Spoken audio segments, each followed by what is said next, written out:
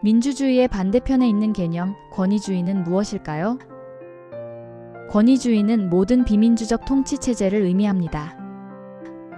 20세기 들어 자유주의자들이 파시즘과 나치즘을 비판할 때 주로 사용되기 시작했죠. 우리는 흔히 권위주의라고 하면 나치 독일이나 북한 같은 전체주의를 떠올립니다.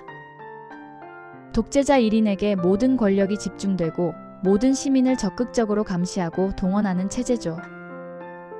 하지만 이러한 전체주의는 권위주의의 매우 예외적인 형태입니다. 사실상 전 국민의 확고한 지지가 전제되어야 하기 때문에 매우 드물죠. 그렇다면 우리가 마주하는 대부분의 권위주의는 어떤 모습일까요? 개인 독재, 왕정, 군부, 정당, 종교 등 다양한 형태로 나타나지만 공통적인 특성은 단 하나입니다. 바로 경쟁적 선거의 부재입니다. 현대의 권위주의 국가들도 형식적인 선거는 실시합니다. 하지만 실질적인 경쟁은 존재하지 않죠. 독재자가 국가 자원을 총동원해 자신이 원하는 결과를 만들어내거나 원하지 않는 결과가 나오는 것을 사전에 막습니다. 미국의 정치학자 후안 린츠는 권위주의의 특성을 4가지로 정리했습니다. 첫째, 정치적 다원성이 제약됩니다. 독재자에게 맞서는 야당이나 반대파가 자유롭게 활동할 수 없습니다. 둘째, 감정에 기초한 정통성을 내세웁니다.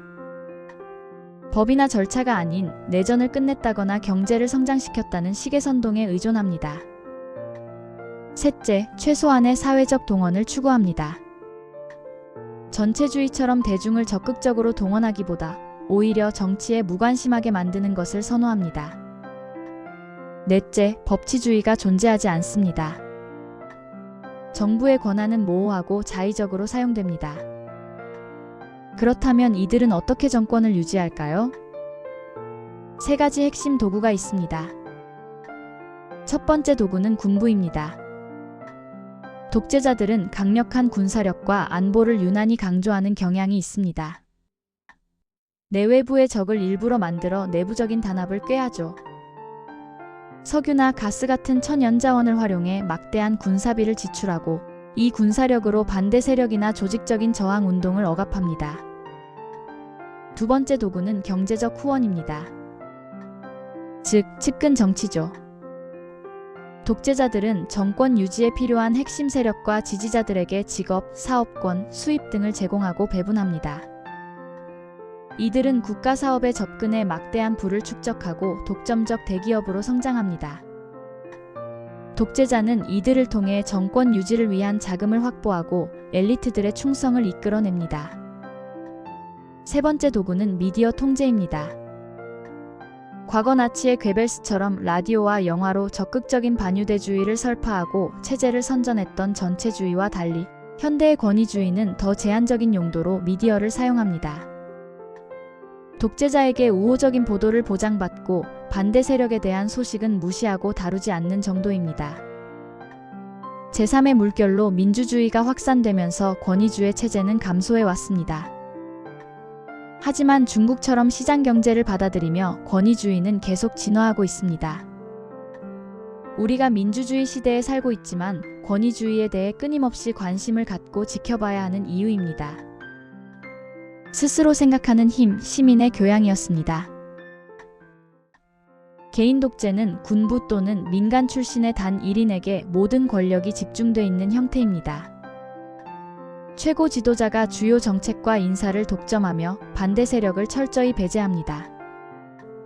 통치는 법과 제도가 아닌 독재자의 개인적 판단에 의해 좌지우지됩니다. 언론, 집회, 결사의 자유는 존재하지 않으며 강력한 군대와 경찰을 동원한 공포정치가 일상화됩니다. 그렇다면 개인 독재의 핵심 메커니즘은 무엇일까요? 바로 개인 숭배입니다. 북한의 김일성, 이라크의 사담 후세인, 리비아의 무아마르 카다피가 대표적인 사례입니다. 개인 숭배는 단순히 국민들의 지지를 확인하는 데 그치지 않습니다. 독재자에 대한 신화나 영웅담을 공개적으로 선전하고 국민들의 태도를 관찰하는 방식이죠. 북한에서는 김일성이 나뭇잎을 타고 압록강을 건넜다거나 솔방울로 수류탄을 만들었다고 합니다. 이런 비현실적인 내용을 사람들이 정말 믿는다고 생각해야 할까요?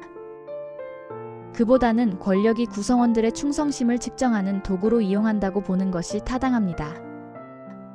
개인 숭배는 반대 세력의 조직적인 활동을 불가능하게 만듭니다. 독재자에 대한 찬양이 일상화되면서 사회 전반의 거짓말의 균형이 생기기 때문입니다.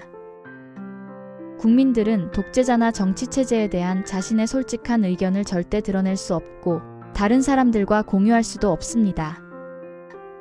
이러한 구조에서는 다른 사람들도 독재자를 반대할까? 이런 확신을 가질 수 없게 됩니다. 그래서 독재체제는 장기간 유지될 수밖에 없습니다. 심지어 일부 국민들은 정보 차단과 세뇌 교육에 독재자를 신적인 존재로 추앙하기도 합니다. 개인 독재에서 권력은 독재자의 가족, 측근, 군부 등 아주 극소수만이 공유합니다. 특히 독재자들은 자신의 가족에게 권력을 승계하려고 합니다.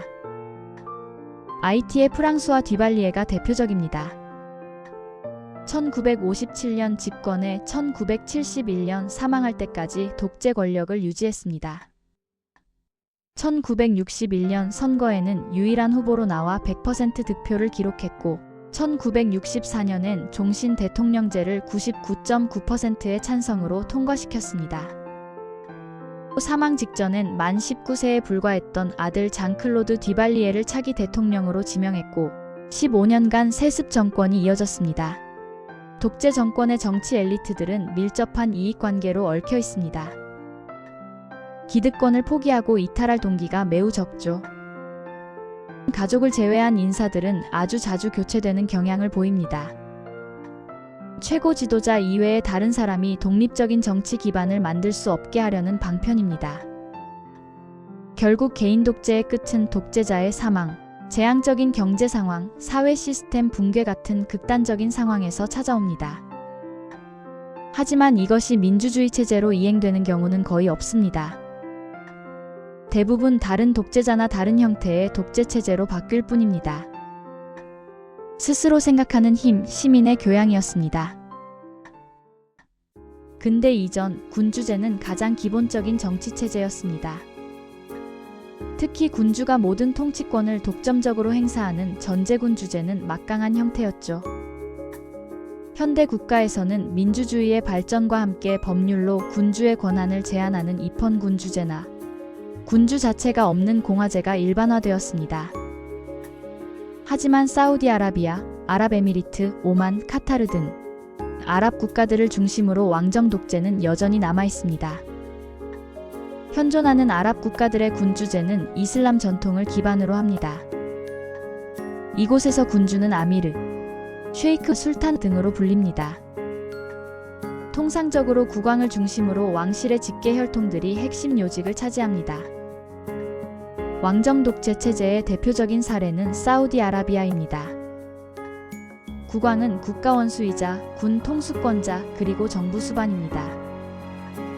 국왕은 총리를, 왕세자는 제1부총리를 겸직하는 구조였지만 현재는 왕세자인 무함마드 빈 살만 알 사우드가 총리를 맡고 있습니다. 의회는 따로 존재하지 않고 선거는 지방 단위에서만 이루어집니다. 형식상 의결기관인 슈라위원회가 있지만 사실상 국왕의 자문 역할에 그칩니다. 역사적으로 사우디아라비아는 무력으로 통합된 국가입니다. 초대 국왕인 압두라지즈 이븐 사우드는 수많은 유력 가문, 부족과의 혼인을 통해 자신의 지배력을 강화했습니다. 이들에게 왕실 구성원에 맞는 부와 대접을 보장하고 국가 통치를 혈연관계를 기반으로 공고히 한 것입니다. 사우디아라비아는 1992년 기본법을 선포했고 사우드의 아들과 손자들이 통치하는 군주제 국가임을 스스로 천명했습니다. 현재 사우디 왕실의 왕자들은 최소 7천여 명으로 추산됩니다. 이 가운데 약 200여 명이 장관, 주지사 등 핵심 권력을 독점하고 있습니다. 오랫동안 사우디아라비아의 왕실은 형제 상속을 기본으로 해왔습니다. 이때부터 7대 국왕까지 모두 1대 국왕 이븐 사우드의 아들들이었죠. 그러나 이븐 사우드의 아들 세대는 이제 나이가 너무 많아 세대 교체가 불가피한 상황에 이르렀습니다. 현 국왕인 살만은 2015년 자신의 조카인 무함마드 빈 나이프를 왕세자로 임명했다가 곧바로 폐위시켰습니다. 2017년 친아들인 무함마드 빈 살만 알사우드를 왕세자로 책봉했습니다. 이 과정에서 위협이 될 만한 다른 왕족과 정재계 고위 인사들이 호텔에 감금되고 은행 계좌가 동결되는 등 대대적인 숙청이 단행되었습니다. 사우디아라비아의 시민사회 수준은 매우 낮다고 볼 수 있습니다. 헌법, 법치, 인권 등에 대한 인식이 상당히 떨어집니다. 정치는 오직 왕실 인사들에 의해 좌지우지되며 공공 영역과 민간 영역의 구분도 따로 없습니다. 다만 과거 부족 시대의 관습으로 국왕에게 청원을 넣을 수 있는 권리가 보장되긴 합니다. 하지만 이는 법률에 의거한 시스템이 아니며 단순히 국왕의 자비로운 선정을 요구하는 것일 뿐입니다. 대다수의 국민들은 국왕이 우리의 문제를 책임지고 해결해 줄 것이라는 신민적인 태도를 갖고 있습니다. 스스로 생각하는 힘, 시민의 교양이었습니다. 군사독재는 무력으로 권력을 획득한 군인 출신 지도자와 그 무리들에 의해 운영되는 정치체제입니다. 주로 전쟁 전후, 쿠데타, 내란 등을 거치며 발생합니다. 사회가 민주주의를 받아들일 정도로 성숙하지 않을 때 생겨난다고도 하죠. 국가에서 군사교육을 받은 장교들은 엘리트 중 하나로 꼽히기도 합니다. 군사독재 정권은 기본적으로 정통성이 결여돼 있습니다. 국민이 선거로 뽑아준 것이 아니기 때문이죠. 그래서 그들은 명분을 내세웁니다. 부정부패, 범죄 조직으로부터 나라를 구하겠다 라고 말입니다. 하지만 실상은 개인의 권력 욕구와 경제적 이익 등이 보다 더 주요한 변수로 작용합니다. 군인들이 집권하면 총칼의 힘으로 일시적인 사회 안정을 가져오는 것처럼 보입니다. 그러나 군부는 곧 새로운 기득권으로 자리 잡고 반대파들을 숙청하는 등 인권 탄압에 나서기 시작합니다. 대부분의 군사 정권은 국가의 모든 역량을 경제 발전에 총동원하는 개발 독재를 지향합니다. 경제를 성장시키기 위해서는 정치적 안정이 뒷받침되어야 한다며 독재를 정당화하는 것이죠. 대표적인 사례로 우리나라의 박정희 정권, 아르헨티나의 비델라 정권, 칠레의 피노체트 정권 등이 있습니다. 제2차 세계대전 직후까지만 해도 아프리카, 남미, 아시아에서 군사 정권에 대한 부정적 인식은 많지 않았습니다. 특히 냉전 시기에는 미국과 서방이 오히려 신생 독립국들의 군사 독재를 묵인했습니다. 소련의 우호적인 정부가 들어서는 것보다 차라리 친미 독재가 낫다는 국제 정치적 판단에서였습니다. 하지만 1990년대 소련이 붕괴되면서 군사 정권도 내리막길에 접어들게 됩니다. 이때부터 서구 사회가 독재 국가를 대상으로 민주화를 압박하기 시작했습니다. 개발도상국들이 선진국의 경제 원조나 기술 지원을 받기 위해서는 최소한의 민주주의 제도를 갖출 것이 요구되었습니다. 그러나 군사 독재는 아직까지 완전히 종식되지 않았습니다. 미얀마는 세계에서 몇 안 되는 군사 정권 중 하나입니다. 1948년 영국으로부터 독립해 아웅산의 세력이 선거에서 승리했지만 내부 갈등과 경제 혼란을 겪었습니다. 결국 1962년 내윈의 쿠데타가 발생했고 53년간 군사 독재가 이어졌습니다. 2015년 총선에서 아웅산 수지의 국민민주연맹이 압승을 거두며 군부 독재가 막을 내리는 듯 보였습니다. 그러나 2021년 군부가 다시 쿠데타를 일으켜 아웅산 수지를 구금하고 미나옹 흘라잉 총사령관이 권력을 잡았습니다. 군사 독재의 가장 큰 위협은 아이러니하게도 외부가 아닌 내부에 있습니다. 군부 지도자 간의 파벌이 정부의 안정성을 흔드는 핵심 요소이며 쿠데타와 통치자 교체가 반복적으로 일어납니다. 그래서 다른 권위주의 체제에 비해 집권 기간이 오히려 짧고 민주주의 체제로 전환되는 경우가 더 흔합니다. 왜일까요? 군부 내에서 권력 다툼이 발생하면 통치자들이 국민들의 시선을 돌리기 위해 선거를 활용하거나 민간으로의 권력 이양을 시도하기 때문입니다. 물론 이것은 진정한 민주화가 아닐 수도 있습니다. 군부는 우리는 무력을 기반으로 얼마든지 다시 정권을 잡을 수 있다는 판단을 깔고 있기 때문입니다. 스스로 생각하는 힘, 시민의 교양이었습니다. 정당 독재는 집단 독재의 한 형태로 특정 정당 하나가 모든 권력을 독점하는 체제입니다. 두 가지 형태가 있습니다. 하나는 일당제입니다. 말 그대로 단 하나의 정당만이 존재하며 정부를 독점 운영합니다.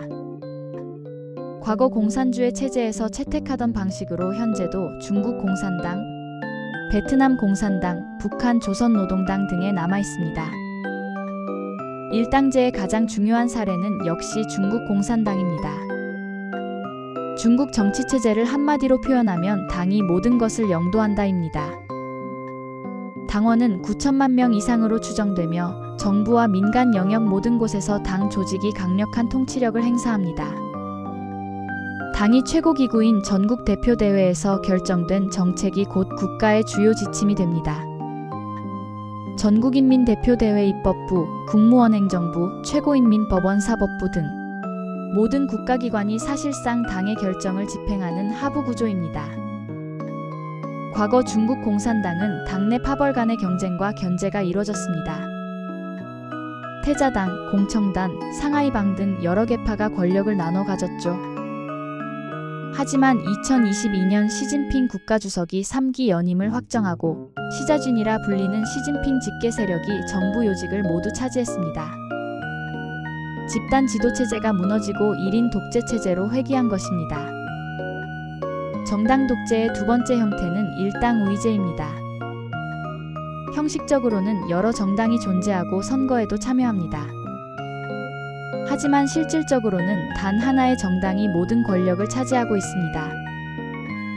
선거에서 질 확률이 거의 없는 비경쟁적 정당 체제죠. 대표적인 사례가 러시아의 통합러시아당입니다.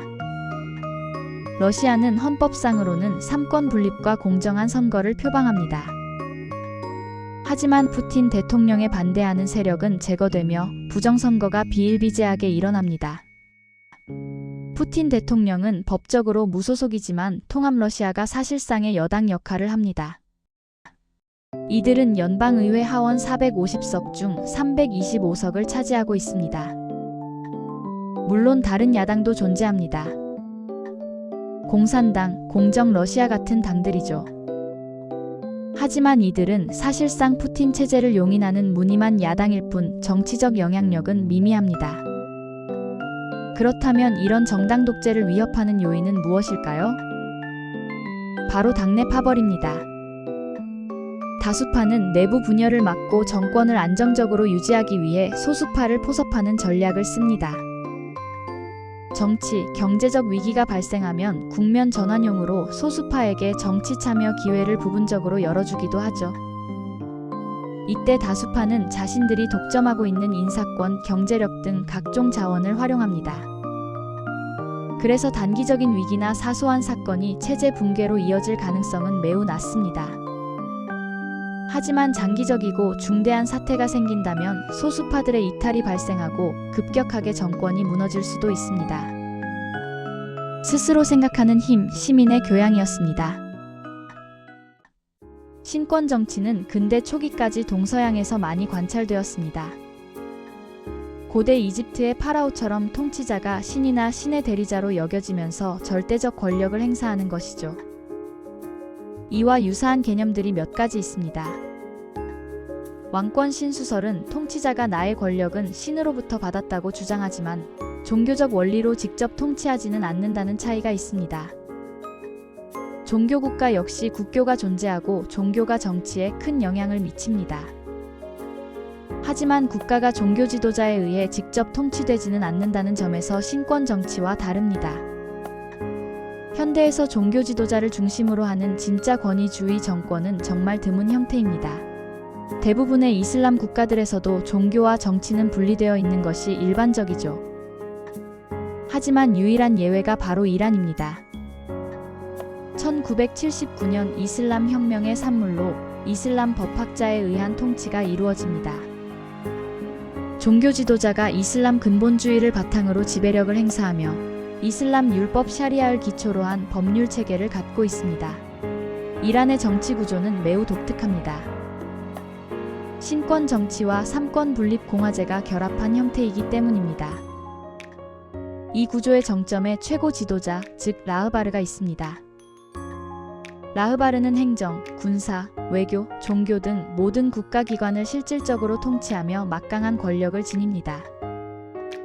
이란 이슬람 공화국을 출범시킨 아야톨라 호메이니에 이어 현재는 아야톨라 알리 하메네이가 그 권력을 쥐고 있습니다. 라흐바르는 이슬람 율법 전문가 회의에서 선출되며 임기는 종신직입니다. 이론상 국민의 신망을 잃으면 해임할 수도 있지만 사실상 유명무실화되었죠.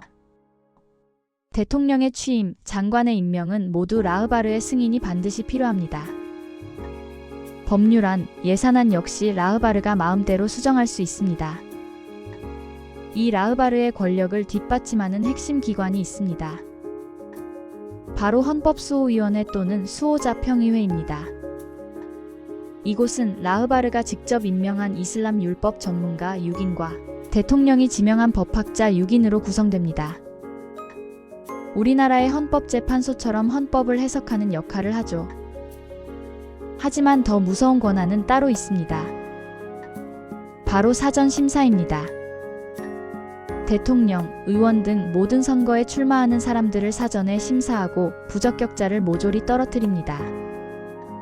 최고 지도자에게 반대하는 세력은 애초에 선거에 나올 기회조차 박탈당하는 것입니다. 그렇다면 이란의 대통령은 무엇일까요?